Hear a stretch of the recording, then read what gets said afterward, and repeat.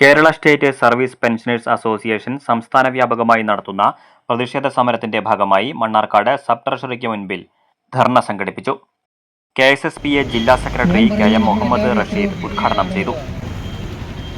കാരണം ഒരു വേനത്തും ഒരു ചെറിയ മഴയത്തും കഴിഞ്ഞ 5 വർഷമായിട്ട് നമ്മളെല്ലാവരും ഇതുപോലെ സഫർ ചെയ്തുകൊണ്ടിരിക്കുകയാണ്.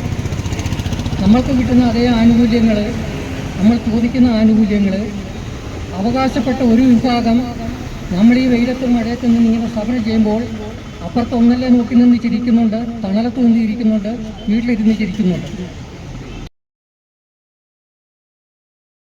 പെൻഷൻ സമൂഹത്തെയും ആശാവർക്കർമാരെയും നിരന്തരം പരിഹസിച്ചുകൊണ്ടിരിക്കുന്ന ഇടതു സർക്കാർ കേരളത്തിന്റെ ശാപമായി മാറിയെന്നും പെൻഷൻകാരുടെ തടഞ്ഞുവെച്ച ആവശ്യങ്ങൾ എത്രയും പെട്ടെന്ന് അംഗീകരിക്കണമെന്നും നേതാക്കൾ ആവശ്യപ്പെട്ടു. ലഹരി വിരുദ്ധ പ്രതിജ്ഞ എടുത്ത ധർണയിൽ KSSPA നിയോജക മണ്ഡലം പ്രസിഡന്റ് K വേണുഗോപാൽ അധ്യക്ഷത വഹിച്ചു.